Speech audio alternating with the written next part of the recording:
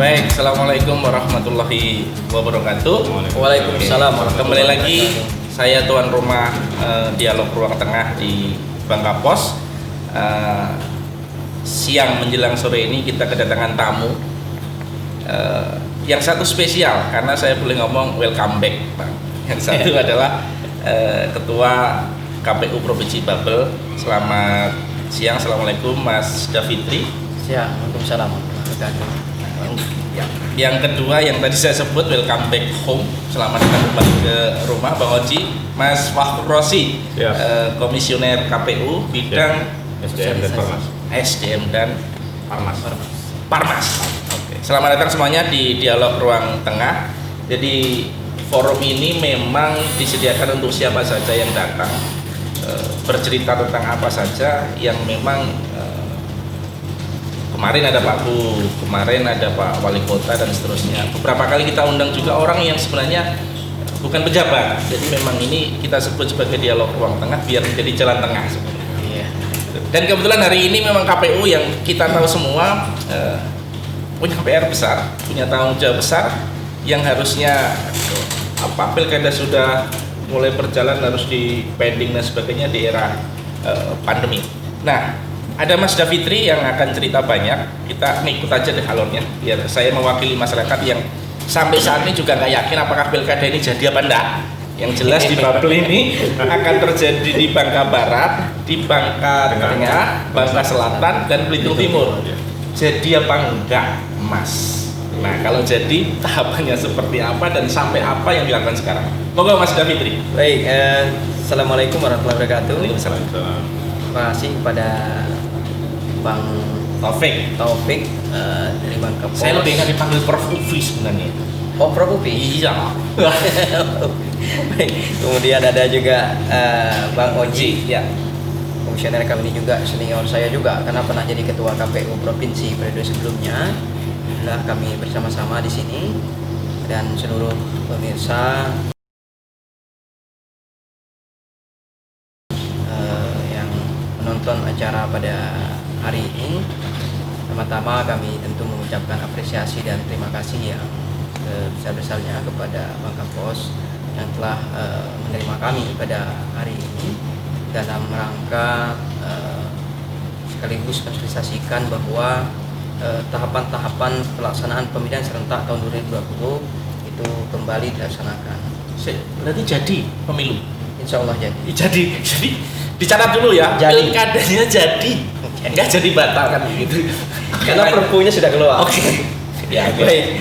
Kita ketahui bahwa pemilihan serentak 2020 yang ada di 4 kabupaten, kalau di Provinsi Bangka Belitung ini sebagaimana disebutkan oleh Bang Taufik tadi, itu kan pada awalnya dilaksanakan pada tanggal 23 September 2020 hari pemungutan dan penghitungan suaranya, hari pemungutan suaranya. Tapi karena kita ada bencana non alam atau yang karena musibah pandemi COVID-19 ini, ada beberapa tahapan kemudian yang harus dihentikan kemarin, dan tahapan-tahapan itu karena Perpu 02 tahun 2020 ditetapkan akan dilaksanakan kembali pelaksanaan tahapan lanjutan pelaksanaan pemilihan serentak tahun 2020, maka kita ketahui pelaksanaan pemilihan serentak tahun 2020 itu akan dilakukan pada 9 Desember 2020. Nah, tahapan-tahapan yang dulu dihentikan misalnya adalah tahapan yang pertama itu tahapan pelantikan PPS dan badan ad hoc ya, PPK PPS. Yang kedua itu adalah pembentukan PPDP dan coklit verifikasi faktual itu kan dihentikan. Nah, ketika Perpu 2 tahun 2020 ditetapkan dan KPU melanjutkannya dengan menindaklanjutinya dengan menetapkan PKPU 5 tahun 2020 tentang tahapan program dan jadwal pemilihan serentak tahun 2020, maka tepat tanggal 15 Juni 2020 yang lalu tahapan ini dilanjutkan kembali. Begitu juga dengan KPU provinsi, kemudian KPU Kota kembali mengaktifkan badan ad hoc PPK PPS untuk melaksanakan tahapan-tahapan selanjutnya. Nah, sampai di tahapan yang perekrutan. Kalau tidak salah COVID-19 ini datang saat tahapan itu juga ya waktu itu ya. Ya. Dihentikan ya waktu rekrutmen kalau nggak salah. Pelantikan badan ad hoc. Oh. Nah, PPK, PPS ketika itu kemudian ada surat penghentian atau SK penghentian tahapan itu. Nah, kemudian kita hentikan. Nah, kebetulan waktu itu pada saat Bang Oji, staf divisi SDM dan Permas pun sudah menyampaikan bahwa dengan Kabupaten Kota waktu itu beri arahan kita tetap karena surat itu keluar sebelum kita sudah melantik, karena tahapan itu kan ada rentang waktunya. Ya. Nah, PPK dan PPS kita sudah kita lantik sebelum SK itu keluar dan surat edaran keluar, sehingga kami di 4 Kabupaten Kota yang ada itu hanya mengaktifkan kembali untuk PPK dan PPS. Nah, ini yang kemarin, sehingga ketika tanggal 15 Juni KPU Bangka Barat, Bangka Selatan, Bangka Tengah, dan Belitung Timur hanya mengaktifkan kembali PPK dan PPS yang sudah dilantik. Dan alhamdulillah kita tidak melakukan pelantikan lagi karena Sudah ada. Sudah ada. Pelantikan harus dilakukan dengan menerapkan protokol kesehatan pencegahan COVID-19. Nah, ini yang mesti dilakukan. Dan tahapan-tahapan yang kemarin yang akan dilakukan pada masa pandemi COVID-19 ini, itu pun sesuai dengan surat tugas yang disampaikan oleh yang disampaikan ke KPU Republik Indonesia, dan kita pun berkoordinasi dengan gugus tugas COVID-19 baik di 4 kabupaten kota, begitupun kami di KPU provinsi secara informal terus berkomunikasi, karena setiap tahapan-tahapan ini tentu berbeda dengan tahapan-tahapan atau pada pemilihan kepala daerah pada pemilu-pemilu seperti pilkada sebelumnya. Ya. Nah, ini yang kami sampaikan bahwa pada intinya bahwa tahapan ini sudah dilaksanakan dan kami siap melakukan dan mensukseskan sebagai penyelenggara pelaksanaan pilkada pada 9 Desember 2020. 4 kabupaten kota yang kemarin sudah mengaktifkan PPK hari ini sudah bekerja dengan aturan-aturan, karena PKPU kita juga hari ini kemarin PKPU 6 tahun 2020 tentang pelaksanaan pemilihan gubernur dan wakil gubernur, bupati dan wakil bupati, wali kota dan wakil wali kota pada masa pandemi COVID-19 itu sudah ditetapkan, dan inilah menjadi dasar bagi kami untuk melaksanakan kegiatan-kegiatan di 4 kabupaten kota ini. Semuanya badan ad hoc, KPU kota, badan ad hoc yang melaksanakan tahapan-tahapan itu sesuai dengan surat edaran KPU Republik Indonesia diminta untuk melakukan rapid test secara di 4 kabupaten kota ini. Dan alhamdulillah kemarin ketika KPU Bangka Selatan semua PPS yang melakukan verifikasi faktual di 53 desa, kalau 53 desa kelurahan itu semuanya melakukan rapid test dan alhamdulillah tidak ada yang reaktif ataupun positif. Nah, ini semuanya, dan di 3 kabupaten lain walaupun tidak ada melakukan verifikasi faktual, tapi karena sebentar lagi bahwa proses coklit pemutahiran data pemilih akan dilakukan, maka kita ingin memastikan bahwa pemilihan serentak tahun 2020 di 4 kabupaten kota ini penyelenggara kita dalam kondisi yang tidak terkena atau terpapar virus pandemi COVID-19 ini, sehingga tidak membawa virus kepada orang-orang lain yang nanti akan kemudian diberikan bersentuhan langsung maupun tidak langsung pada pelaksanaan tahapan-tahapan ini. Nah, ini yang kami. Oke, best practice ya. Barangkali ini sudah selesai kan, coklitnya ke kunjungan ke masyarakat sudah selesai? Belum. Ini masih berjalan. Oke, berarti pesan yang di tahapan ini yang perlu masyarakat tahu adalah petugas yang melakukan pencocokan data terhadap data sementara itu dipastikan mereka safe ya, mereka melakukan itu sudah diatur dalam surat dinas di 531 dan 540 dalam surat edaran. Jadi bagi petugas di lapangan penyelenggara pemilu itu harus wajib memenuhi protokol kesehatan berupa apa saja, yaitu masker yang menutupi hidung, mulut dan sampai dagu, kemudian sarung tangan sekali pakai, kemudian penutup wajah yang kaca itu, facelift ya, facelift itu. Nah, itu harus kita kenakan gitu. Tetapi ada beberapa daerah yang kemampuan anggarannya tidak mampu misalnya, nah, maka di dalam 530 itu di PKPU 6 itu di pasal 11 itu mengatur paling tidak menggunakan masker yang menutupi wajah, mulut dan dagu. Minimal itu. Tetapi harus minimalkan tidak bersentuhan.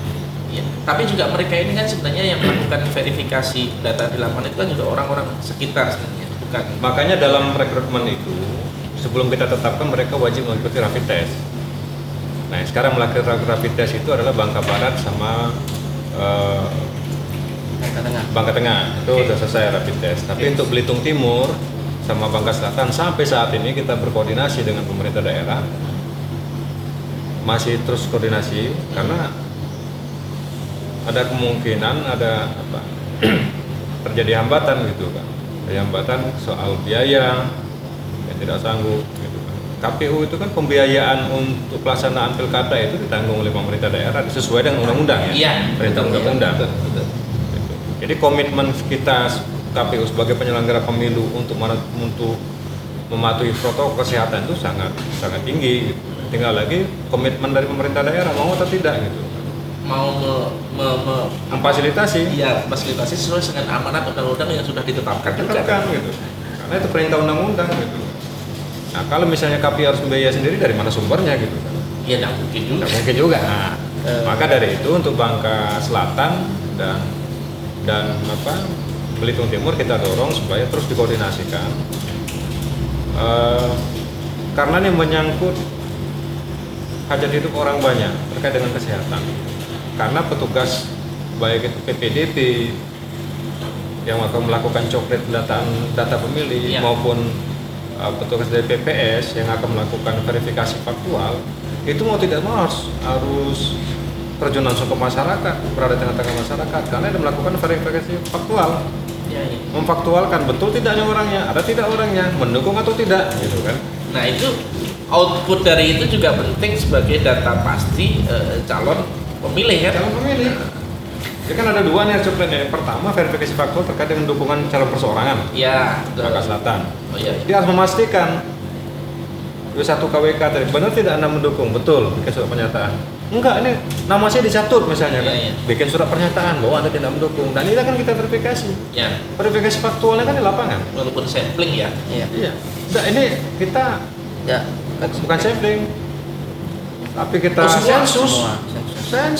Oh bukan, yang pendukung calon independen kan sensus. Semua sensus. Gila. Jadi di Bangka Selatan itu, jadi dukungan minimal itu kan sekitar 12 ribuan yang wajib dipenuhi dan memenuhi syarat.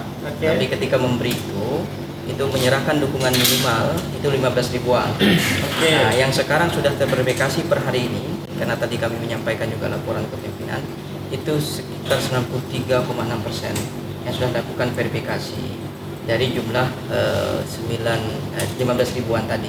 Nah, ketika tanggal 24 Juni kemarin itu kan dimulai penyerahan dukungan yang diserahkan, jumlah dukungan minimal yang diserahkan itu diserahkan kepada PPS dari KPU Kota, diserahkan ke PPS melalui PPK. Nah, melalui PPK ini, untuk Bangka Selatan kemarin kan sudah kita tekankan untuk terus berkoordinasi dan berkirim surat. Awalnya memang agak kemarin sudah seperti yang disampaikan Pak Bang Oji, tapi per hari ini semua petugas kita yang turun melakukan verifikasi faktual di 53 desa kelurahan PPS kita itu kita jamin sudah melakukan rapid test. Jadi dan tadi sudah kita cek bahwa masker itu diberikan oleh gugus tugas pemerintah daerah, gugus tugas kepada tim KPU, kepada KPU untuk memakai masker untuk jadi Bangka Selatan. Nah, selebihnya beberapa APD lain itu memang dibeli dari anggaran KPU melalui, karena memang NPHD kalau kita merasakan pelaksanaan kepala daerah atau pemilihan serentak ini pada tahun 2020 pada masa pandemi ini kan harus konsekuensinya, salah satu konsekuensinya harus ada tambahan kemarin anggaran. Nah, kita sudah koordinasi dengan pemerintah daerah, memang tidak sempat kabupaten kota ini, 4 kabupaten ini tidak ada satupun daerah yang kemudian sanggup penambahan anggaran itu. Bangka Selatan itu ketika sudah dilakukan rasionalisasi anggaran itu kekurangannya sekitar 2M, sekitar 2M. Kemudian Bangka Barat ada 1M, Bangka Tengah 1M, dan Belitung Timur sekitar 700-an juta rupiah. Nah, tetapi kemarin ketika ini sudah kita sampaikan, laporkan juga ke KPU Republik Indonesia, kita dari anggaran APBN itu ada penambahan anggaran sekitar 1M di 3 kabupaten kota, 1M Beltim 700-an. Nah, artinya masih ada gap loh, itu kurangnya banyak tadi. Ya, tapi kan ada ketika masih kurang. Tadi seperti Bangka Selatan, kita minta untuk koordinasi dengan pemerintah daerah. Seperti tadi yang Bang Om sampaikan, misal rapid test, biaya rapid test itu bisa saja itu kan diberikan oleh pemerintah daerah. Seperti Bangka Barat itu kan untuk pengukur suhu badan. Nah, itu ada berapa jumlahnya difasilitasi oleh pemerintah daerah di Kabupaten Bangka Barat. Tidak bisa diakomodir misalnya di anggaran yang sudah dirasionalisasikan. Nah, ini intinya kami juga minta kepada pemerintah daerah di 4 kabupaten kota untuk sama-sama mensupport pelaksanaan pemilihan kepala daerah ini dengan kami tentu terus berkoordinasi KPU kota, kita surati juga kota untuk selalu melibatkan atau pendampingan dari gugus tugas agar semua tahapan itu dipastikan. Jadi dipastikan menggunakan atau menerapkan protokol COVID-19 karena ini menjadi sesuatu yang penting pada pelaksanaan pemilihan serentak pemilihan serentak 2020 ini. Jadi jangan sampai nanti substansinya kena, misalnya terkait TMS, MS-nya kena, tetapi ada yang tidak menerapkan protokol kesehatan tugas kita, atau ada yang terpapar positif. Nah, ini kan menjadi persoalan. Jadi gini, ini memang situasinya pilkada ini eranya era new normal. Jadi boleh dong disebut sekarang ini new pilkada lah kampanye ya. Pilkada daerah new normal. Pilkada daerah new normal. Nah, yang menarik saya adalah banyak protokol-protokol atau banyak kewajaran yang dulu dilakukan. Misalnya nyoblos ya begitu, kampanye juga begitu. Kita ngomong anggaran dulu deh. Ya kan, ngomong anggaran dulu. Ada berapa gap anggaran ketika pilkada yang biasanya kemudian ini dilakukan dengan pilkada yang tidak biasa alias pilkada new normal. Bayangan saya adalah saat coklis tadi aja udah coklit ya, itu aja sudah beda karena harus pakai masker, rapid dan sebagainya, itu biaya juga. Kampanye juga nanti pasti akan berbeda. Pas waktu coblosan itu juga pasti berbeda. Nah, ini berapa selisih anggaran yang tadi disebut dan kira-kira upayanya seperti apa ini yang didorong oleh KPU Provinsi kepada KPU di 4 kabupaten yang akan melakukan pilkada? Sebelum ke sana saya ingin pastikan tadi. Jadi yang disampaikan ketua tadi pertama terkait dengan petugas yang belum rapid test. Petugas yang belum rapid test yang saya maksud tadi adalah PPDP. PPDP ini akan mencoklit data pemilih. Nah, itu memang belum di rapid test. Sedangkan yang untuk melakukan verifikasi itu PPS itu sudah kita pastikan bahwa mereka sudah nanti itu ya. Ya PPDP nanti. Yang verifikasi sekarang. Iya, makanya. Nah, itu dijelaskan oleh ketua tadi, itu sudah memenuhi standar protokol kesehatan. Yang ketemu dengan masyarakat sekarang aman.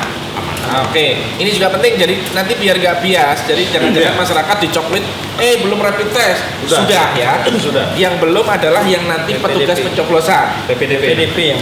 Apa itu namanya? Petugas pemutahiran data pemilih.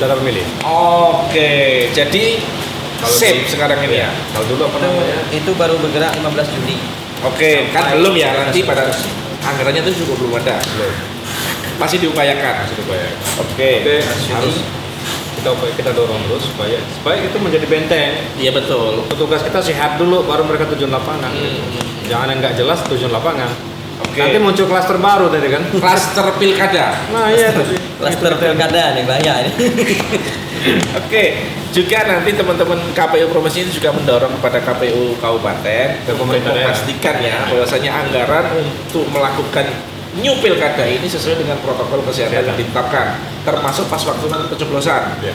Jangan sampai nanti pas hari H pencoblosan 9 Desember masyarakat takut, ya kan, Ya. nggak mau ke TPS gara-gara takut tertular.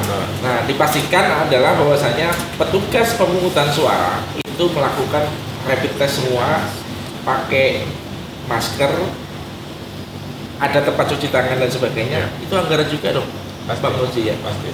Itu yang belum kejawab. Tapi marginnya berapa? Gapnya berapa dari yang sudah dianggarkan? Paling persentase yang bisa kita jelaskan apa ya? Kemarin kan ketika kemudian apa namanya Perpu 2 ada tahun 2020 ditetapkan, kemudian keluar PKPU 5 tentang tahapan PKPU 5 tahun 2020 itu, kita KPU RI melalui KPU ini sudah mengirimkan surat kepada KPU kabupaten kota yang melaksanakan pemilihan serentak tahun 2020. Nah, kita mengirimkan kepada KPU kabupaten kota agar segera menghitung kebutuhan APD dan pelengkapan-pelengkapan lainnya baik ketika hari pemungutan dan penghitungan suara. Nah, terkait jumlahnya itu seperti yang kami sebutkan tadi, misalnya Bangka Selatan itu 3M ketika mereka menghitung, sekitar 3M. Kemudian Bangka Tengah itu sekitar 2M kalau tidak salah. Saya demikian. Kurangnya atau kekurangan. Kemudian Beltim itu sekitar 700-an dan Bangka Barat sekitar 1 M lebih. Nah, ini kemudian kita sampaikan ke pimpinan di KPU Republik Indonesia karena sorenya, sekitar siangnya waktu itu saya ingat, pagi-pagi dikirim, waktu kita singkat itu untuk disampaikan kepada RDP untuk dibawa rambahan RDP di Komisi 2 waktu itu. Nah, sekitar berapa hari yang 2 hari pasca rapat itu, kita juga diminta lagi untuk melakukan rasionalisasi terhadap anggaran itu. Nah, rasionalisasi itu terhadap anggaran yang ada, yang bisa melakukan rasionalisasi memang cukup dengan NPHD yang ditandatangani awal pada masa normal, bukan new normal. Kan sekarang masa normal, new pilkada. Iya, bukan masa normal itu. Tinggal Bangka Selatan waktu itu sekitar 1 M lebih. Nah, kemudian Beltim itu sekitar 700-an. Nah, kekurangan anggaran dari mereka, bahwa ada gap anggaran yang tidak bisa dianggarkan kembali untuk bicara kepada pemerintah daerah. Pemerintah daerah waktu itu memang tidak bisa lagi untuk memenuhi anggaran yang 1 M lebih dan 700-an. Nah, ini yang kemudian terjadi gap. Kita sampaikan juga kepada KPRI karena berdasarkan PKPU dan Perpu 2 tahun 2020 itu jelas bahwa penambahan anggaran dan rapat dengan Kemendagri juga waktu itu, penambahan anggaran itu bisa dilakukan melalui pemerintah daerah dan APBN, APBD dan APBN. Ini nanti akan dibicarakan dan disampaikan oleh KPU Republik Indonesia. Oke lah, biar pemerintah daerah juga peduli ya. Jadi saya ulang, Bangka Selatan kurang 3M, Bangka Tengah kurang 2M, Belitung Timur kurang 700, Bangka Barat kurang 1M. Setelah di total itu 6,7 miliar. Kemudian setelah dirasionalisasi sendiri oleh KPU, yalah bisa dihemat-hemat. Hemat lah. Bangka Selatan itu dirasionalisasi kurangnya masih 1M tadi yang disebut. Beltim sudah nggak bisa diapa-apain, kurangnya tetap 700 miliar. Nah, yang belum terjawab adalah Bangka Tengah sama Bangka Barat, masing-masing 2M atau sudah aman? Aman. Sudah. Oke, aman ya. Babar juga aman. Kemudian totalnya berarti yang ada gap 1,7 miliar. Nah, tadi ada bantuan dari KPU pusat 1 miliar kira-kira. Atau itu hasil rasionalisasi itu setelah dirasionalisasi. Berarti masih ada gap 700 juta loh ya. Kira-kira. Duit dari mana ini dapatnya KPU? Masa KPU ngutang kan nggak mungkin toh Mas Haji? Ini dari APBN, jadi ada anggaran. Ada nanti ya, aman ya. Dari anggaran yang APBN yang sudah kami sampaikan.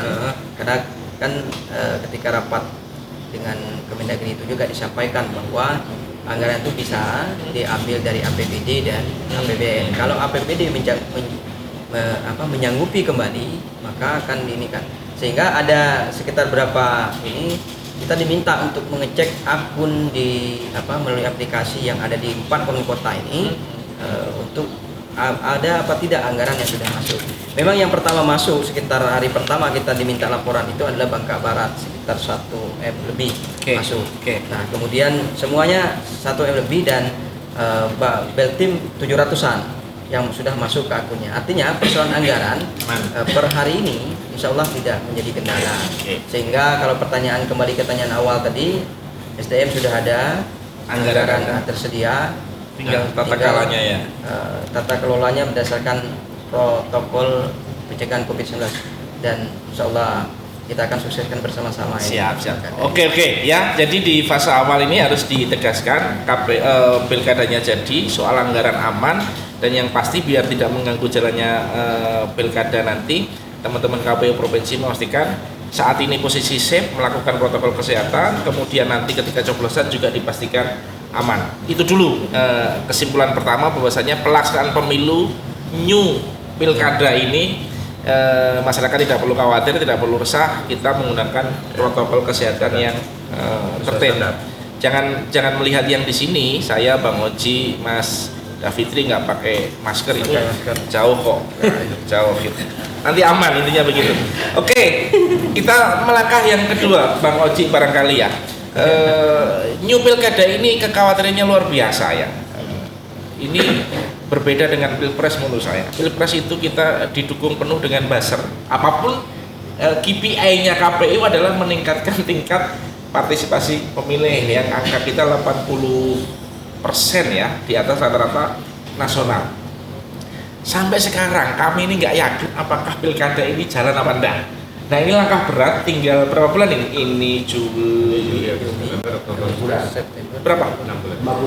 5-6 bulan. Nah, saya mau tanya deh strateginya, entah Bang Oji atau sosialisasi. Oke, Bang Oji. Targetnya berapa sih Bang Oji untuk pilkada ini di 4 kabupaten kota dan apa langkahnya? Target itu kan kemarin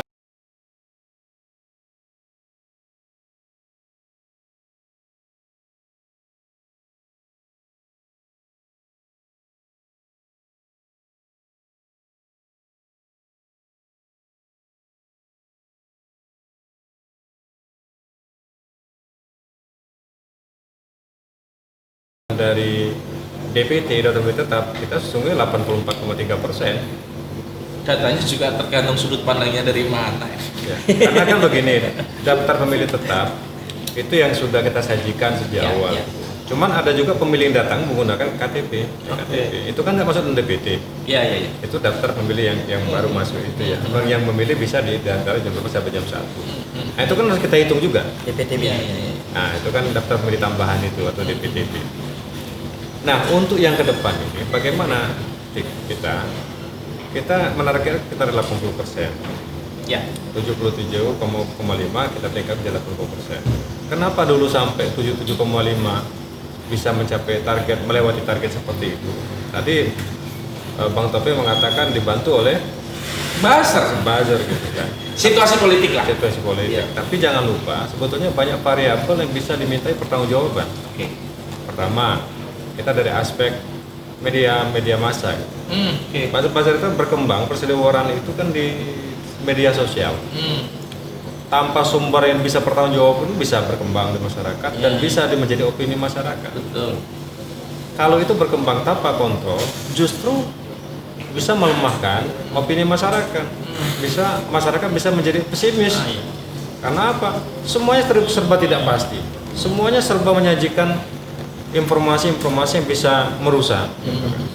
Nah, siapa yang mengambil peranan tanggung jawab ini? Ya media mainstream. Salah satunya Bangka Pos ini. Tuh teman-teman ya, semuanya ya, Bangka Pos ikut bertanggung jawab atas tingkat partisipasi pemilih. Ya bukan karena saya alumni Bangka Pos ya, tapi saya jujur saja mengatakan loh, semua media mainstream, termasuk Bangka Pos. Betul. Karena apa? Bangka Pos dalam menyajikan berita dia pasti melakukan multi cover set. Siap. Ya kan? Ya. Artinya yang disajikan kepada pembaca itu adalah sumber-sumber yang bisa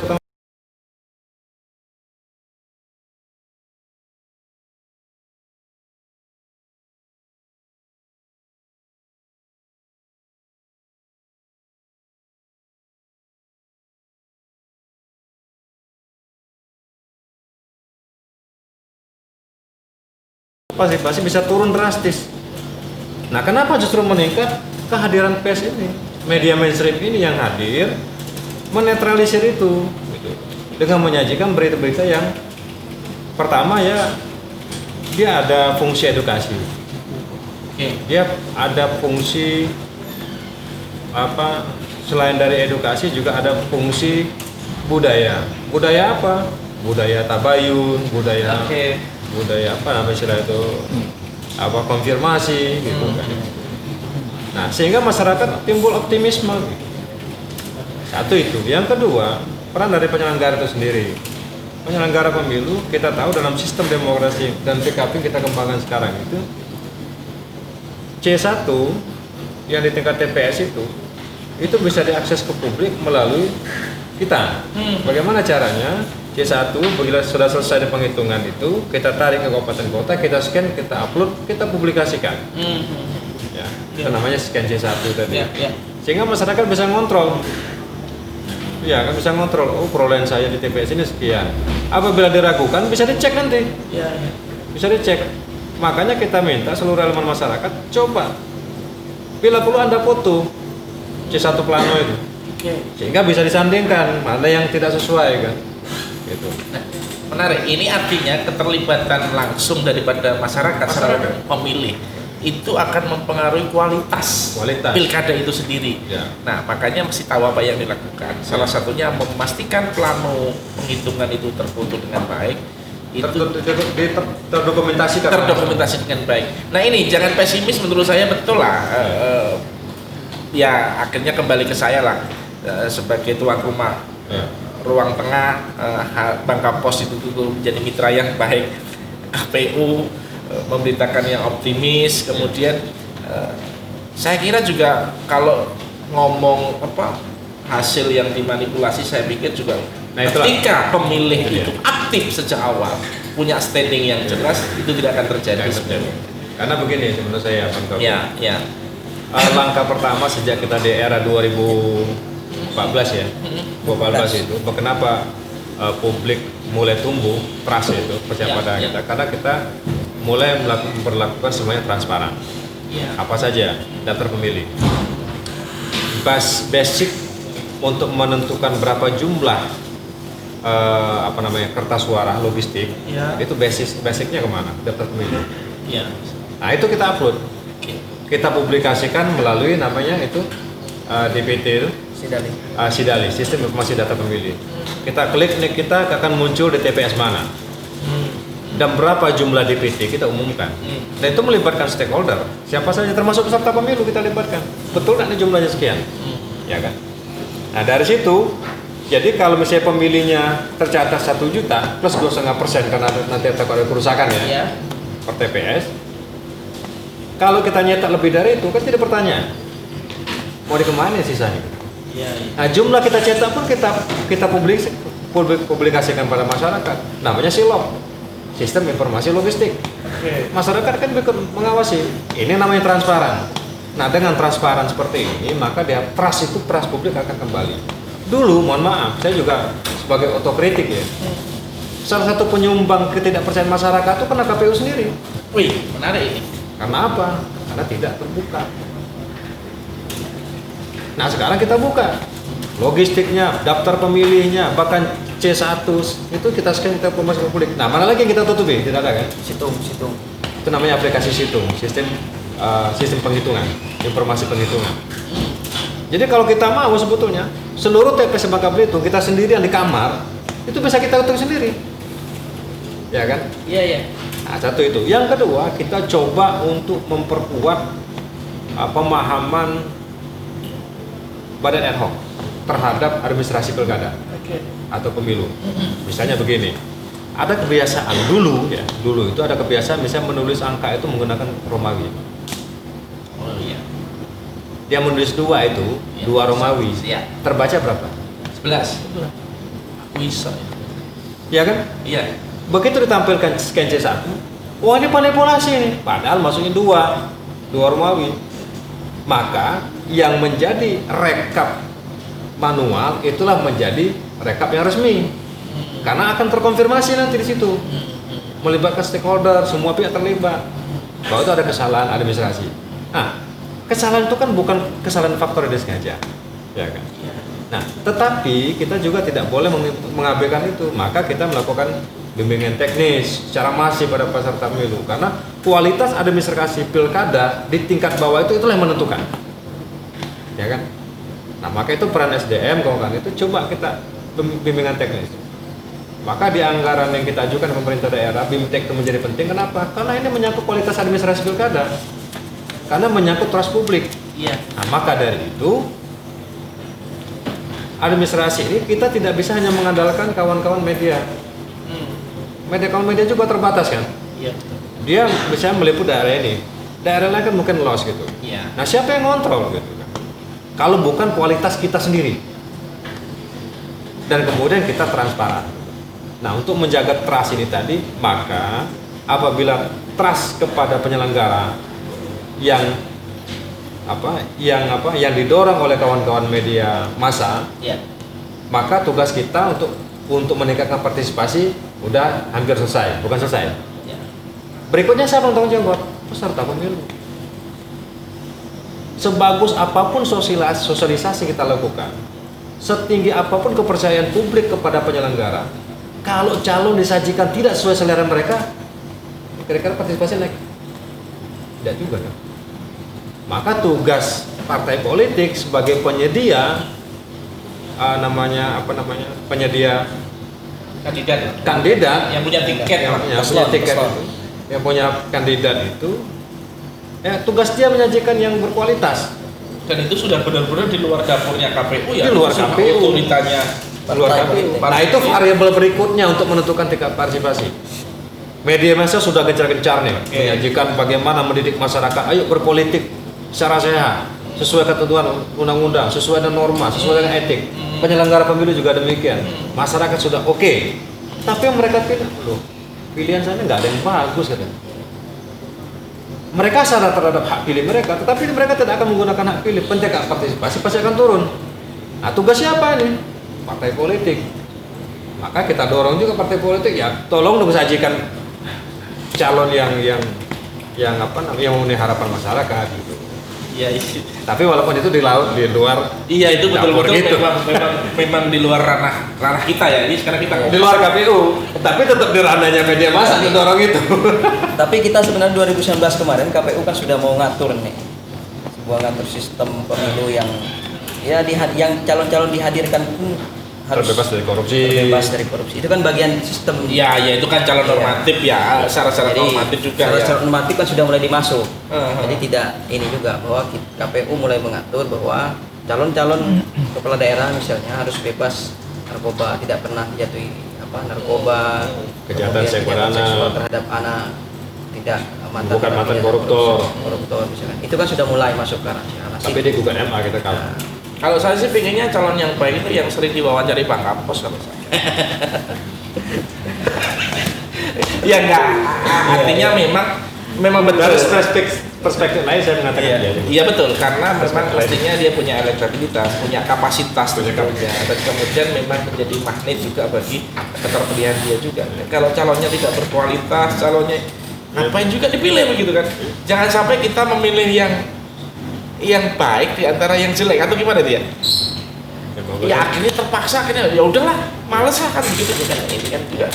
Ya lagi-lagi itu bukan di ranah kita. Pendidikan politik, pembangunan politik ada di teman-teman partai politik. Semoga calonnya bagus-bagus ya.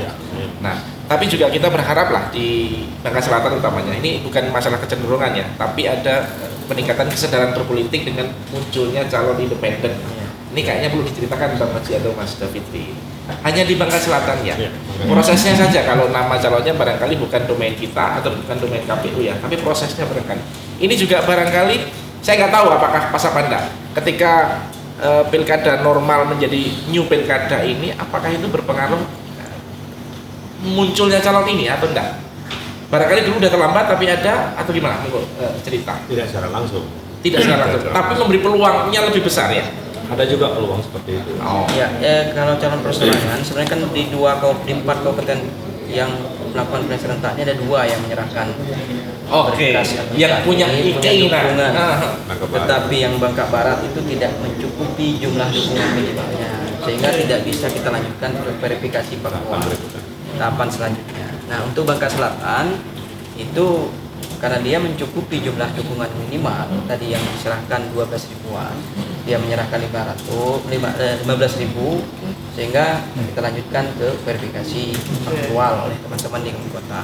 Nah, memang kemarin belum tahapan ini kan belum belum nyampe masuk ya, ke pandemi. Oh. Tetapi ketika kemarin dihentikan itu, saya tidak tahu ada atas nama salah seorang masyarakat di Bangka Barat itu mengirim surat ke KPRI agar diminta dibuka lagi, tapi tidak ada tanggapan.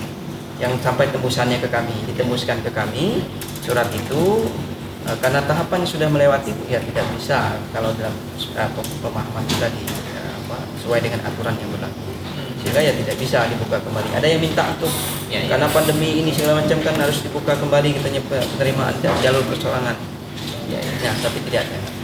Itu mungkin yang Tapi bagi saya ini kalau KPU nggak boleh komentar karena KPU adalah penyelenggara. Kalau saya adanya munculnya calon perseorangan secara umum adalah peningkatan kualitas demokrasi kita, peningkatan kualitas secara umum. Tapi kalau ngomong secara spesifik berarti ada antrust terhadap partai politik dalam proses melakukan pendewasaan berpolitik kan begitu. Nah, ini menjadi kaca mata kita semua lah. Tapi semuanya ayolah, mestinya semakin ke depan demokrasi kita yang semakin baik ini juga akan terus membaik. Yang muncul calon-calon independen menurut saya juga membuktikan kesadaran berdemokrasi yang lebih baik, dan itu kritikan juga bagi teman-teman partai politik ya. Itu Mas Oji, Mas Davitri. Nah, sekarang nih sejauh mana nih? Ini pertanyaan dari Bang Respi ini udah di Richard sebenarnya. Pesan-pesan penting atau hal-hal apa yang perlu diperhatikan karena ini new normal juga menyangkut tingkat kerawanan ya barangkali terhadap pilkada di daerah yang tentunya semangat ke daerahnya begitu kuat ya kalau ngomong di sini ya utamanya Bangka Barat atau mungkin saya kurang paham ya. Apa Mas Davitri atau Bang Oji yang pesan utama, kemudian apa langkah yang harus dilakukan? Ya, kalau kita kan sebenarnya bahwa setiap pemilihan pemilu 2011, pemilihan bupati dan wakil bupati atau gubernur wakil gubernur, bahwa hal-hal yang menjadi perhatian kita bahwa kampanye damai, melakukan sosialisasi bersama itu kan jelas bahwa kita pesan bahwa pelaksanaan pilkada damai, pilkada yang tidak menjadikan isu sara dan agama misalnya sebagai isu dalam berkampanye itu kan sudah kita sering sampaikan. Nah, begitupun dalam hal-hal seperti pelaksanaan pilkada pada hari ini saya kira secara kontennya atau secara substansinya hal-hal seperti itu tidak ada yang berubah dalam pelaksanaan pilkada pada masa lalu. Azas pelaksanaan pemilihan serentak tahun 2020 ini tetap berdasarkan azas-azas yang sudah ditetapkan, proporsional, profesional, kemudian kepastian hukum. Nah, ini mesti kita lakukan. Nah, kita kalau kemudian misalnya di Bangka Barat karena menjadi perhatian, misalnya kan salah satu menjadi perhatian, ini saya kira kami melihatnya hal-hal yang tidak begitu nampak juga, karena di Bangka Belitung ini kami yakin bahwa pelaksanaan pemilu dan pilkada dari tahun ke tahun itu menunjukkan bahwa tingkat pemahaman masyarakat dengan kondisi-kondisi yang majemuk di sini kualitas tidak menjadi persoalan saya kira. Nah, tapi ada hal-hal misalnya seperti kampanye mungkin itu menjadi titik perhatian kita bersama. Jangan sampai hal-hal seperti itu tidak hanya pada persoalan sara, tapi misalnya persoalan antara petahana dengan petahana misalnya, yang masih menjabat dengan yang tidak menjabat misalnya kan, ini pun menjadi perhatian karena masa-masa seperti ini. Karena kita khawatir pada persoalan-persoalan pada masa ini celah-celah untuk menjadikan masa-masa ini menjadi momentum kampanye itu kan begitu banyak. Nah, ini tapi kan nanti kita akan lihat PKPU terkait kampanye, kita belum membahas Belum yang itu ya. PKPU kampanye akan keluar dan itu nanti akan kami bahas. Nah, itu yang terkait kalau kerawanan. Sebenarnya kalau semuanya tadi sudah disampaikan Bang Oji, tidak hanya tanggung jawab kami KPU, misalnya Bawaslu pun, tapi semuanya terkait bagaimana mewujudkan pemilihan yang damai itu atau pilkada yang berkualitas. Tapi tidak hanya penyelenggara, tapi juga pesertanya dan pemilihnya. Kalau pesertanya pun patuh terhadap aturan dengan aturan yang sudah ditetapkan oleh KPU, tentu tadi yang disebutkan misalnya masa-masa rawan itu tidak ada. Atau barangkali diralat ya, sebenarnya bukan tingkat kerawanan ya Mas, tapi tingkat dinamika yang lebih dinamis ya. Karena nggak elok juga dong kalau kita karena dinamika yang berbeda kemudian dianggap rawan. Enggak, masyarakat kita sudah sangat dewasa kan. Artinya oke, diralat ya, tidak rawan tapi dinamika yang lebih dinamis ya. Dinamis. Tapi ada beberapa hal ya. Satu ingin saya tambahkan, pesan kita sebagai penyelenggara, jangan anggap remeh terhadap wabah ini. Apa ini, COVID atau? COVID ini. Oke. Ya, di tengah pandemi ini, bahwa untuk peserta yang melaksanakan kampanye harus benar-benar memperhatikan protokol kesehatan. Yang kita waspadai nanti misalnya bisa saja dia mencetak, ini kan belum diatur dalam normanya gitu. Iya. Mencetak, membagi-bagikan masker misalnya. Masker itu dalam jumlah banyak mungkin kualitas tidak diperhatikan lagi. Mestinya untuk sekali pakai buang, dipakai berkali-kali nanti. Ya. Ini siapa yang punya otoritas untuk ini gitu kan? Selain penyelenggara, semua pihak harus terlibat gitu. Iya. Kemudian juga kampanye melibatkan massa gitu kan. Saya yakin di PKPU mendatang itu rapat umum itu tidak diperbolehkan lagi. Rapat umum itu kampanye akbar lah kalau diperbolehkan. Yang besar-besaran. Lagian tidak efektif. Sejak 2019 kemarin kita dorong bahwa kampanye dialogis itu jauh lebih efektif. Ya, dengan jumlah yang terbatas sehingga terjadi interaksi. Betul. Jadi kita dorong pada peserta itu, ayo dong terjun ke masyarakat, kemudian jalin komunikasi sehingga terjadi itu kan two way communication, komunikasi dua arah. Kalau hanya mengandalkan baliho, itu kan one way communication, ya kan. Dan itu kalau kita di media massa kan, ke DPS kan kita kenal dengan easy reading gitu. Iya. Kita misalnya di Bangka Pos, orang baca judul sama paragraf pertama saja sudah paham isinya gitu kan. Nah, tapi itu kan untuk dihitung dalam jumlah yang terbatas, ya kan. Nah, misalnya dia kampanye akbar, itu tidak efektif juga. Lebih efektif, ayo terjun ke masyarakat, temui masyarakat, berdialog, apa yang diinginkan masyarakat, apa programnya, itu lebih nyambung.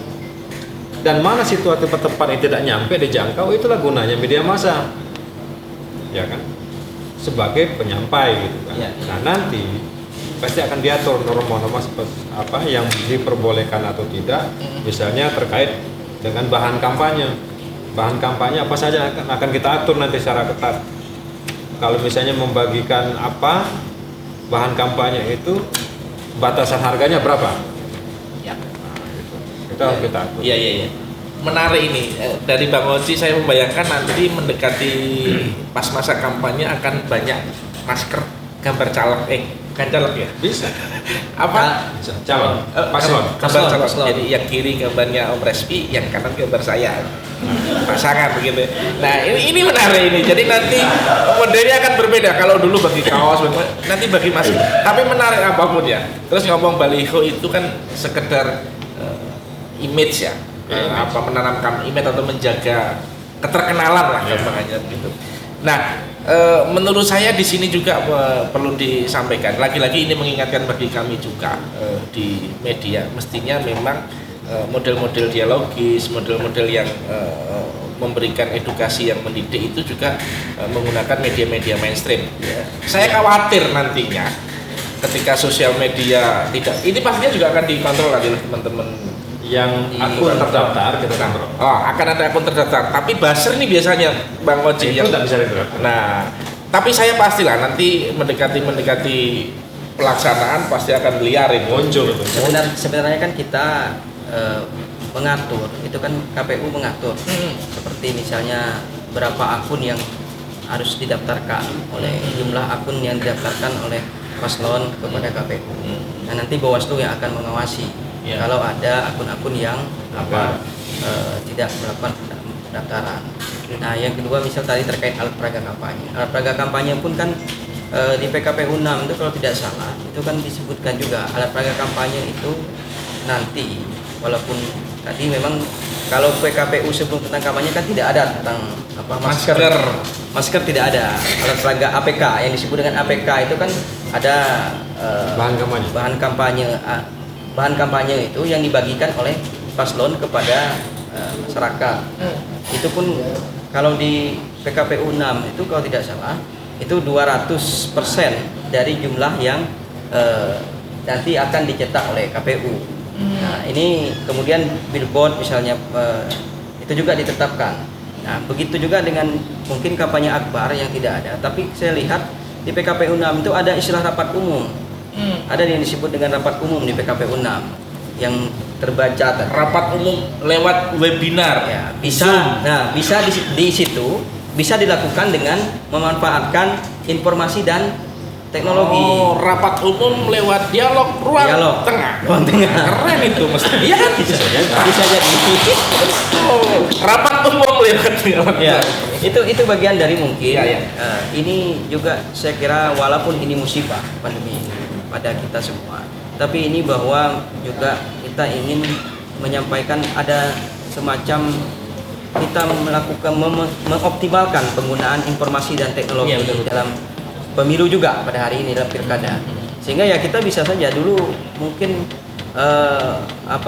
rapat-rapat harus kita lakukan secara tatap muka, tapi hari ini juga kita bisa melakukan rapat BIMTEK dengan melakukan secara daring yang sudah kita lakukan ini. Nah, ini begitu juga dengan peserta pemilu. Jadi kami kira tadi juga terkait sosialisasi mungkin target tadi kayaknya Bang Taufik agak ragu-ragu ini. Sebagai masyarakat katanya bahwa tidak tercapai nih, akan rendah.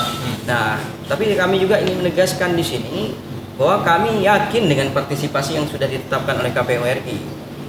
Dulu pada pemilu 2019 saya masih ingat ketika ada beberapa pertemuan saya sampaikan target partisipasi kita 77,5%. Banyak orang bahasa Bangkanya apa ngenyek. Itu bahasa Jawa, Mas. Ngenyek itu bahasa Jawa, Mas. Atau apa kentut itu bagian kuningan. Dia nggak mungkin lah sampai nak milih kan. Tapi dalam terakhir saya lihat bahwa di atas kita mungkin di visualisasi juga melakukan visualisasi maksimal. Itu walaupun tadi Bang Topik ada banyak variabel ya, bukan hanya KPU. Tapi ya kami intinya bahwa kami sudah bekerja maksimal. Ada beberapa survei mengatakan ketika 1 bulan sebelum pelaksanaan pemilu 2011 itu tidak sampai 50% orang tahu hari pelaksanaan pemilu 2011 itu, sehingga orang mengatakan partisipasi ini rendah. Ternyata partisipasi kita begitu banyak dan banyak juga orang yang tidak dapat surat suara katanya, saking banyaknya orang mau milih. Tergerak hari H untuk nyoblos ya. Ada energi luar biasa di hari-hari terakhir sebelum pemilu ya kan? Ada energi luar biasa di hari-hari terakhir sebelum pencoblosan hingga orang besok coblosan toh. Besok saya datang begitu. Baru mereka datang. Moga-moga ini disadari lebih awal. Itu yang ingin saya katakan bahwa kami tetap optimis bahwa awalnya KPRI ini ketika tidak pandemi, saya ingat rapim kami terakhir, rapim kami di Yogyakarta yang diikuti oleh seluruh komisioner KPU provinsi dan komisioner, bahwa target partisipasi KPU itu 88,6% targetnya untuk pemilihan serentak 2020. Tetapi pada masa pandemi ketika tahapan kemudian ditetapkan lagi, kembali lagi bahwa target ada surat dari KPRI, target kita tetap 77,5 sesuai dengan pada pemilu 2011. Dan kami yakin berkat dukungan Bang Kapos yang hari ini sudah menyelesaikan, kemudian seluruh yang ada di Provinsi Bangka Belitung, tidak hanya KPU, bahwa target partisipasi kita adalah 77,5% itu tercapai pada 4 kabupaten yang ada di 4 kabupaten ya, ada 4 di kabupaten seprovinsi Bangka Belitung ini. Kami yakin tercapai dan tentu ini menjadi tanggung jawab bersama. Teman-teman di kabupaten kota juga mungkin nanti FGD dilakukan oleh Bang Oji juga kami diverifikasi bagaimana strategi-strategi agar semua orang ingat. Tugas kami ini kan hanya mengingatkan, ingat toh 9 Desember pemilihan. Ya. Ingat 9 Desember pemilihan itu yang dilakukan KPU. Ya. Dan agar masyarakat percaya dengan apa yang dilakukan sistem pemilihan serentak ini. Saya tambah yakin satu, Mas Davitri. Saya yakin ketika orang pada pesimis COVID akan menurunkan tingkat partisipasi, saya sebaliknya. Karena COVID inilah tingkat partisipasi pemilih akan tambah besar. Saya yakin itu. Selagi Bang Kapos hadir. Bukan, itu nggak ada hubungannya dengan Bang Kapos. Tapi saya yakin ya, karena COVID ini tingkat partisipasinya akan tinggi.